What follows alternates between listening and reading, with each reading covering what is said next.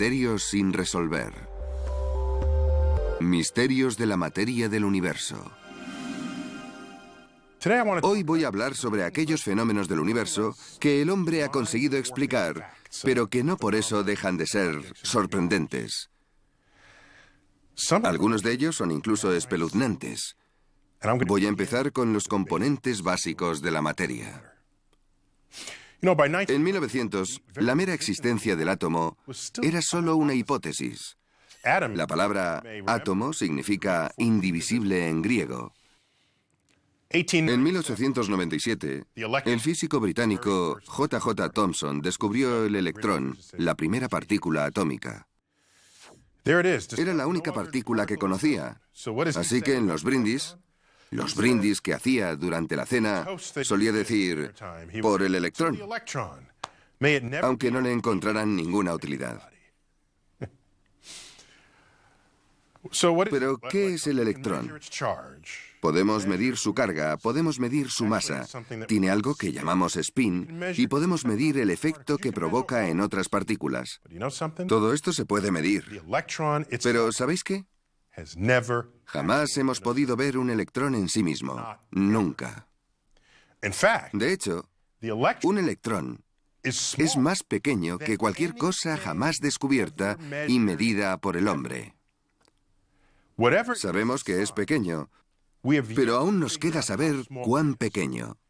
Por lo que sabemos, podría ser infinitamente pequeño. Eso es el electrón, la partícula que conocemos y amamos. Luego está el protón, descubierto en 1911 por el físico neozelandés Ernest Rutherford. ¿Cómo lo descubrió?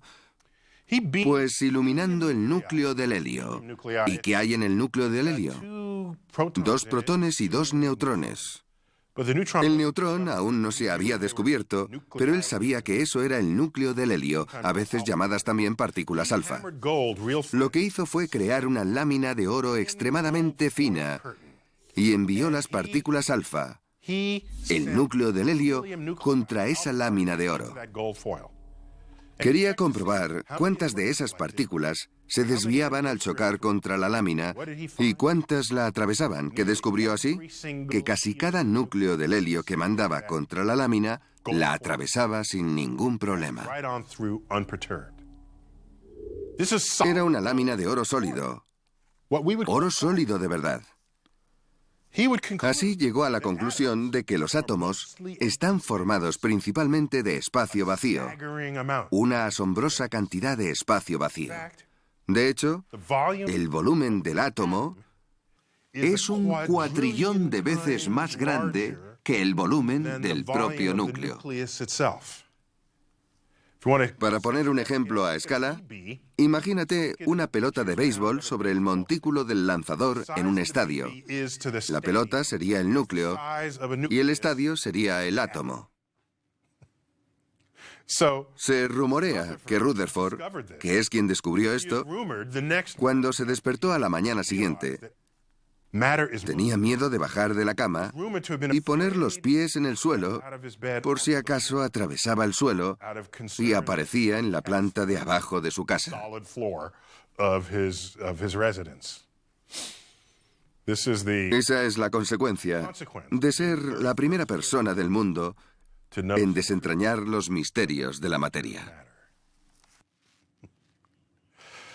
Otra partícula que tenemos: electrones, protones, neutrones. Fue descubierto en 1932 por el físico británico James Chadwick. El neutrón. Tardamos un poco más en descubrirlo porque no tiene carga. Y cuando algo no tiene carga, es difícil encontrar el modo de que interactúe con otras cosas para descubrir que en realidad está ahí. Más tarde descubriríamos que los neutrones y los protones no son partículas en sí mismas, sino que están formados de quarks. 3 quarks cada uno. Pues si cada uno tiene una carga, el electrón es -1, el neutrón es neutro y el protón es +1. Y si los neutrones y los protones están compuestos de quarks, entonces los quarks debían de tener una carga fraccionada. Y en efecto, así es. Los quarks tienen una carga de 1/3 y 2/3. Y se pueden combinar de diferentes maneras para que su suma dé como resultado o bien carga 0 o bien carga +1, en cuyo caso se formaría un protón. La teoría de los quarks fue planteada en 1964 por los físicos estadounidenses Murray Gell-Mann y George Zweig. 4 años más tarde, fue confirmada en el laboratorio del acelerador nacional SLAC, en 1968. 1968, el año más turbulento en la historia de Estados Unidos desde la Guerra de Secesión. Asesinatos, el movimiento estudiantil, la Guerra de Vietnam. Sin embargo, la persistencia por comprender el universo siguió en pie. Tales son las ganas de entendimiento por parte de una nación. ¿Pero de dónde viene esta palabra? Murray Gell-Mann había estado leyendo Finnegan's Wake, la novela de James Joyce. Uno de los pasajes dice: 3 quarks para Master Mark. Seguro que apenas sabe ladrar, y si sabe, tras una marca, lo va a ocultar. Sabía que había 3 partículas en los neutrones y los protones, así que debió pensar: ¿por qué no llamarlos quarks? Existen 3 tipos de quarks: de baja energía, de media y de alta. A los de baja energía los llamamos quark arriba y quark abajo. Los de media energía son quarks encantados y extraños. Los de alta energía, quark cima y quark fondo. Existen 6 tipos de quarks en este universo, 6. Así que Murray Gell-Mann estaba equivocado. Pensó que solo había 3, pero hay 6. Sin embargo, se siguen llamando quarks. Pues bien, lo espeluznante sobre los quarks es que no se puede aislar uno solo en el espacio. No se puede. ¿Por qué? Imagínate que tienes en las manos 2 quarks que están unidos y tratas de separarlos. Te reto a que hagas el intento. Cogerías de ambos extremos y empezarías a tirar y tirar con fuerza. Los quarks tienen una propiedad muy particular, y es que la fuerza que los une aumenta a medida que otra fuerza externa los intenta separar. Eso es bastante siniestro de por sí. Pero además ocurre lo siguiente: si tiras de ellos con la suficiente fuerza, les estás suministrando tal cantidad de energía que cuando por fin logras separarlos, la energía que les has suministrado crea de forma espontánea otro par de quarks. Así que por cada quark que separas, creas otro debido a la energía que les suministras. E es igual a mc², la ecuación de la masa y la energía. El otro quark, debido a la energía que se le ha suministrado, ha creado un segundo quark. De modo que empezamos con un par, pero al separarlos, ahora tenemos 2 pares. Y en ningún momento hemos logrado aislar un único quark. Ese es su comportamiento. No les gusta estar solos. Eso me resulta siniestro, que los quarks vayan siempre en pareja. Luego está otra partícula, el neutrino. Este sí que es espeluznante. Su teoría se planteó en 1930, pero tardamos otros 26 años en descubrirlo. ¿Por qué? Porque el neutrino no interactúa con casi nada. Surge de una reacción nuclear y la partícula se escapa a toda velocidad, casi como si fuera un fantasma. En el corazón del Sol hay neutrinos en abundancia, y cuando una estrella muere en una explosión, en una supernova, podemos encontrar esta partícula en grandes cantidades. El neutrino apenas interactúa con la materia, y voy a dar una medida cuantitativa al respecto. Si coges un bloque de plomo de un año luz de plomo, esos son 9,4 billones de kilómetros de plomo a través del espacio. Ahora coge un neutrino y ponlo en un extremo. Puede que consigas detenerlo al final del bloque de plomo. Así de insociables son los neutrinos. Y debido a la cantidad que se crea en el núcleo del Sol, se puede calcular cuántos son. Cada segundo, 65.000 millones de neutrinos atraviesan cada centímetro cuadrado de tu piel. Todos vienen del Sol. Los neutrinos. Esas partículas fantasmales sin carga que viajan a la velocidad de la luz.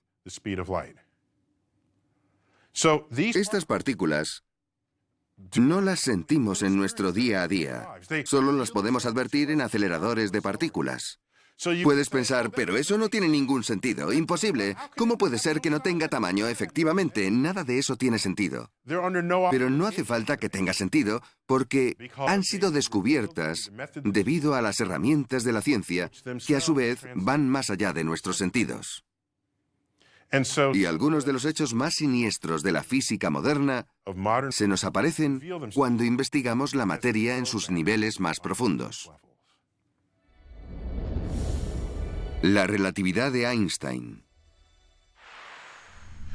Uno de los mayores logros de la mente humana en cuanto a la comprensión del universo es la teoría de la relatividad de Einstein. El principio en el que se basa es bastante simple. De hecho, tan simple que da miedo. Se basa en dos suposiciones: que la velocidad de la luz en el vacío es constante, sin importar quién hace la medición, ni la dirección a la cual te estés dirigiendo, ni siquiera la velocidad. La velocidad de la luz siempre va a ser la misma. Era una suposición que, por cierto, experimentos posteriores demostraron que era cierta. Suposición número 2. Que las leyes de la física son las mismas para cualquier persona que las esté midiendo, no importa que estemos dentro de un recipiente moviéndonos a una velocidad constante o completamente inmóviles. Esas son las únicas dos suposiciones que hay que tener en cuenta, y todos los experimentos posteriores han acabado demostrando que ambas suposiciones eran correctas. Bien, pues partiendo de estas dos suposiciones, surgen fenómenos bastante siniestros. Por ejemplo, si te estás moviendo muy deprisa, o si estás cerca de una fuente gravitatoria potente, el tiempo pasa más despacio que para el resto de personas que están inmóviles. Y no solo tu reloj, sino que todo en tu cuerpo y en el ambiente se ralentiza. Tú no lo notas porque todo va más despacio, incluido tu sistema neurosináptico. De modo que para ti pasa desapercibido, pero es obvio para cualquier otra persona que te esté observando. Y esto nos lleva a la famosa paradoja de los gemelos. Funciona de la siguiente manera. Supón que tenemos un par de gemelos. ¿Bien? Han nacido a la vez, por lo tanto tienen la misma edad. Ahora cogemos a uno de ellos y lo mandamos al espacio a un 90% de la velocidad de la luz, mientras el otro se queda aquí en la Tierra. Y nos podemos preguntar, ¿cómo va? ¿Cómo puede eso afectar a su edad? Pues bien, resulta que para el gemelo que hemos mandado al espacio, el tiempo pasa a un 44% del tiempo en la Tierra, donde está su hermano. De modo que estará envejeciendo más lentamente que el que está aquí abajo. Eso sí lo mandamos a un 90%. Vayamos más allá. ¿Qué pasa si lo ponemos al 99% de la velocidad de la luz? Ahora su reloj va al 14% de lo que transcurre en la Tierra. ¿Y si lo ponemos al 99,9%? Nos estamos acercando a la velocidad de la luz y a esa velocidad el tiempo solo transcurre al 4,5%. ¿Qué significa todo esto? Vamos a verlo. El gemelo que ha estado viajando 5 años al 99,9% de la velocidad de la luz, cuando vuelva transcurridos esos 5 años, será 5 años más viejo. Sin embargo, en la Tierra habrán pasado 110 años. Esa es la paradoja de los gemelos, pero es una paradoja solo si pensamos en ella en términos clásicos. ¿Cómo puede ser? Sin embargo, no existen paradojas en la relatividad. Ese es el principal rasgo que se da cuando lo que haces es presuponer que la velocidad de la luz es la misma para todo el mundo y que las leyes de la física permanecen constantes. Todo ese fenómeno se llama dilación. Vamos a hacer una cosa. Llevémoslo al extremo. ¿Hay algo a nuestro alrededor que se mueva a la velocidad de la luz? Pues claro, no hay nada hecho de materia, pero está la luz. La luz viaja a la velocidad de la luz. Los fotones, que son los portadores de la luz, se mueven a la velocidad de la luz. Pero si el tiempo se ralentiza a medida que nos acercamos a la velocidad de la luz, la ecuación nos dice que, a la misma velocidad de la luz, el tiempo se detiene. Eso significa que para un fotón, el tiempo no transcurre en absoluto. Eso tiene consecuencias espeluznantes. Lo que eso implica es que en el instante en el que un fotón es emitido en cualquier parte del universo, normalmente de una estrella o de los mismos átomos, en ese mismo instante ese fotón es absorbido por su destino. Para el resto de nosotros, lo vemos moverse a la velocidad de la luz a través de la galaxia o a través del universo.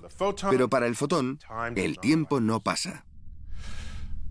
Cientos de miles, millones, miles de millones de años en nuestro tiempo son cero en el tiempo de un fotón. He reflexionado mucho sobre esto. He subido a la cima de las montañas con mi telescopio y mi detector, observando el centro de la galaxia, que era precisamente el sujeto de mi tesis. ¿Qué estará ocurriendo a 30.000 años luz de distancia? Y no paraba de pensar en esos fotones que han estado viajando 30.000 años en mi escala del tiempo, que han atravesado el espacio, la atmósfera terrestre, han bajado hasta mi telescopio y hasta mi detector.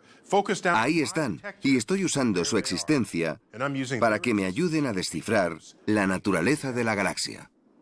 Entonces me pregunté, ¿este fotón quería impactar contra mi detector?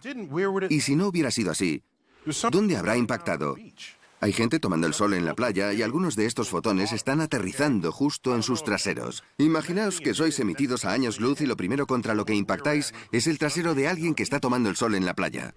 Así que me sentí orgulloso de poder estar usando esos fotones para investigar la naturaleza del universo, porque muchos otros fotones estaban pasando la Tierra de largo en busca de algo por lo que ser absorbidos. De modo que esa es la parte negativa de ser un fotón. De hecho, puesto que el tiempo no pasa para los fotones, no tienen vida. Lo único que existe de ellos es lo que hacemos y decimos una vez llegan aquí.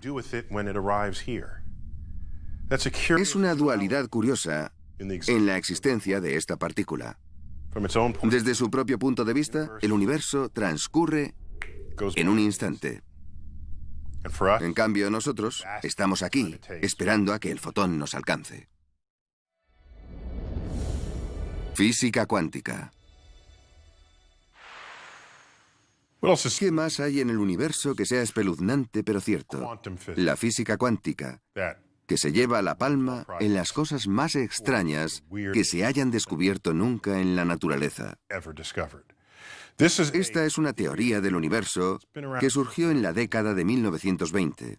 En esa época, que por cierto fue un punto de inflexión para los físicos, fue cuando Edwin Hubble, no el telescopio espacial, sino el hombre que dio nombre al mismo, descubrió que nuestra galaxia, la Vía Láctea, es solo una de las innumerables galaxias que hay en el universo.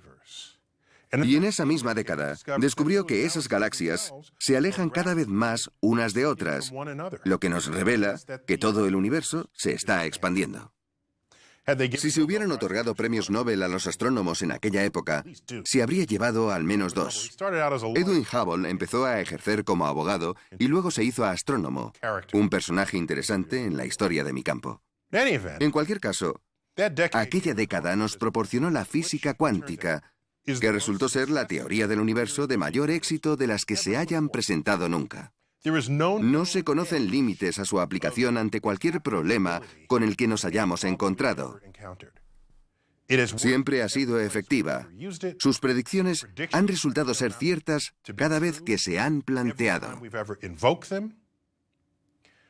Por otra parte, hay teorías que podríamos calificar como exitosas, como la de la gravedad newtoniana.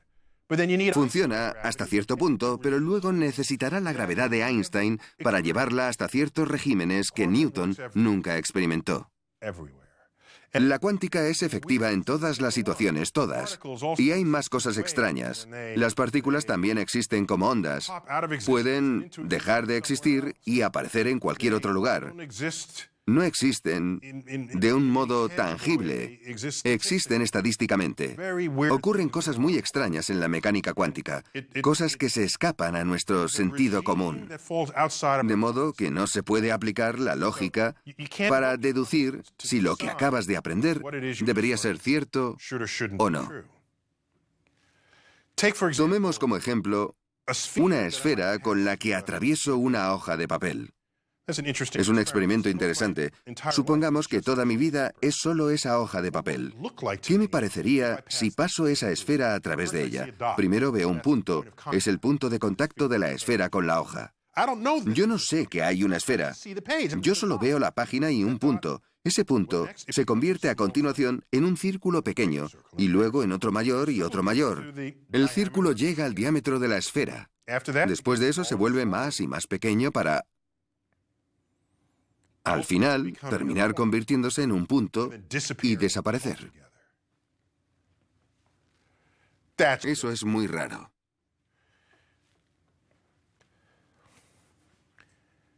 Si te lo describiera y yo no supiera que la esfera está atravesando la hoja de papel, pensarías que estoy loco. De modo que me planteo, y desde luego no soy el único, cuánto de lo que vemos en mecánica cuántica que desafía nuestro sentido común, que es extraño, raro, una locura, es en realidad algo sensato que está ocurriendo en otra dimensión que casualmente está atravesando nuestra dimensionalidad más baja. Muchas noches no duermo pensando en esto. Un aspecto interesante de la física cuántica es el llamado efecto túnel. Bien, ya hemos aprendido que una partícula también puede ser una onda. Una partícula tiene existencia en un punto. Aquí hay una partícula, ahora mismo, pero si pensamos en ella como una onda, la onda puede estar en varios sitios a la vez. Y cuando medimos esa onda, se convierte en una partícula. Si medimos la onda aquí, la partícula aparece aquí. Si medimos la onda allí, la partícula aparece allí. Así que hay una posibilidad de que puedas medir una partícula en cualquier lugar próximo. Resulta que la partícula puede pasar una barrera como si fuera un túnel, mientras que de otra forma no podría penetrarla. Es como si yo estoy frente a una montaña, de repente desaparezco y aparezco en el otro lado de la misma sin haberla cruzado y sin haber gastado energía en hacerlo. Ese es el efecto túnel cuántico. Resulta que el mismísimo mecanismo que conduce la producción de energía del Sol la requiere. Hace mucho que sabemos cuál es la temperatura del núcleo del Sol. Unos 10 millones de grados centígrados. ¿Es así? 10 millones. A esa temperatura, las partículas se mueven muy deprisa. Átomos de hidrógeno. El Sol está hecho principalmente de hidrógeno y su núcleo son protones. Y se mueven muy rápido. Los protones quieren resistir unos a otros, tienen la misma carga. Y la mayor parte del tiempo lo consiguen. Pero para que puedan fusionarse, para que se produzca una fusión termonuclear, termo significa caliente y nuclear es el núcleo. La fusión es hacer que se junten. Para que se dé una fusión termonuclear, tienen que conseguir no repelerse para juntarse lo suficiente y que una fuerza potente tome el control. De hecho, se conoce como interacción fuerte, la interacción nuclear fuerte. Una interacción muy interesante que une partículas nucleares creando átomos más y más grandes. Pero ¿cómo se consigue si no hay calor suficiente para llevarse a cabo? Hay un famoso astrofísico británico llamado Sir Arthur Eddington. Decía que 10 millones de grados no era suficiente, pero sigue siendo el lugar más caliente de todos, así que si queremos cocinar algunos elementos, tendrá que ser ahí, porque no se me ocurre en ningún otro sitio. Resultó que el efecto túnel era la respuesta, algo descubierto en la década de 1920 cuando la mecánica cuántica se estaba desarrollando. Algunos de estos núcleos pasarían con el efecto túnel a través de esta barrera, se unirían creando elementos más pesados y se liberaría la energía. Había nacido una estrella y se sostenía. De modo que, si miramos a la sección de la cruz en el Sol, justo en el centro, ese es el lugar más caliente. A 10 millones de grados centígrados, algunos de estos núcleos nos están proporcionando energía. Dar las gracias por ello al efecto túnel de cuántica.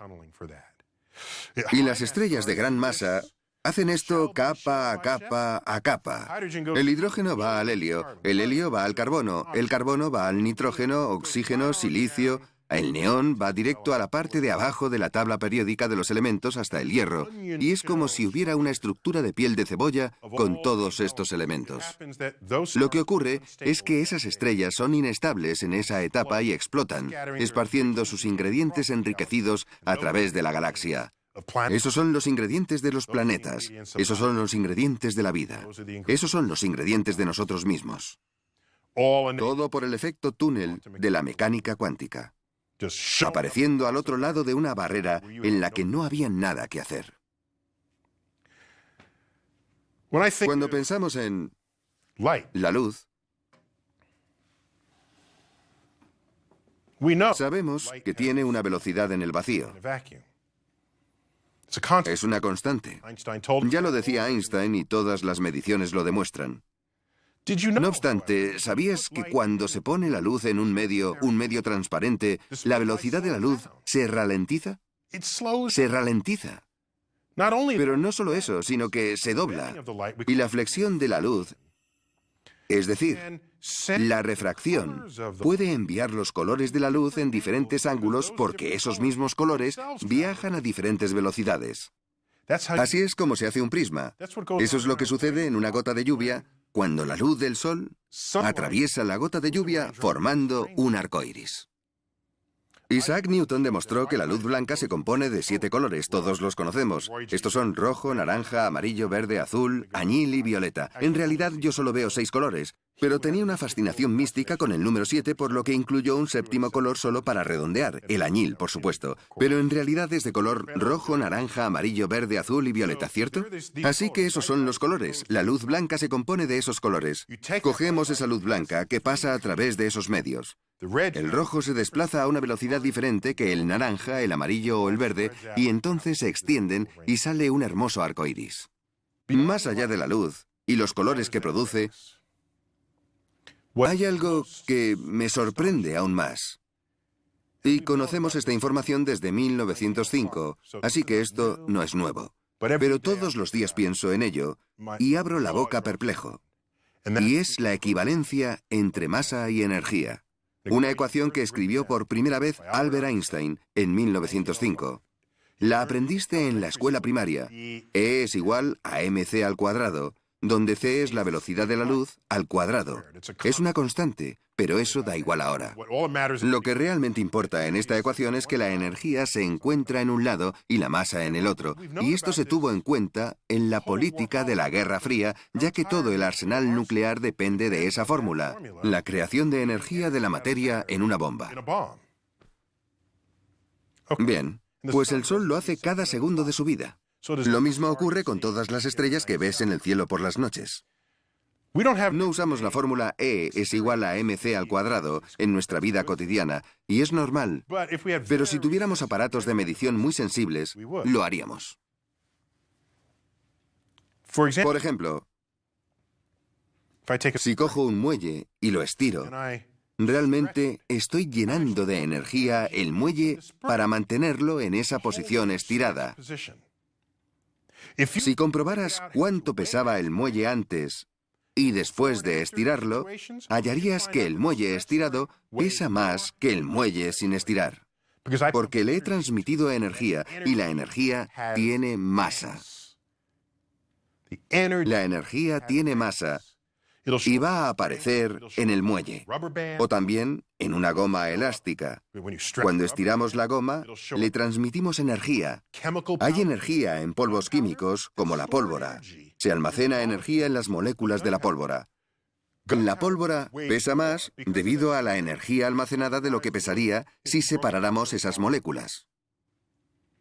Y no solo eso, la gasolina pesa más simplemente porque ha almacenado energía. Así que, cuando pienso en todo lo que mueve el universo, cuando pienso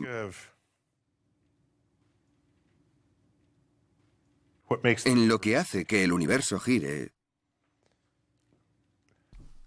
tras las cortinas, lo que hay detrás de todo esto es la equivalencia de la masa y la energía. Esa equivalencia de masa y energía supuso un fenómeno en los inicios del universo y en el propio Big Bang. Es la responsable de que se produzca la energía en cada estrella que se ve en el cielo por las noches. Incluso es responsable, como he dicho, de la geopolítica de la Guerra Fría. Todo por una pequeña ecuación que tanto sentido da a lo que sucede en el mundo.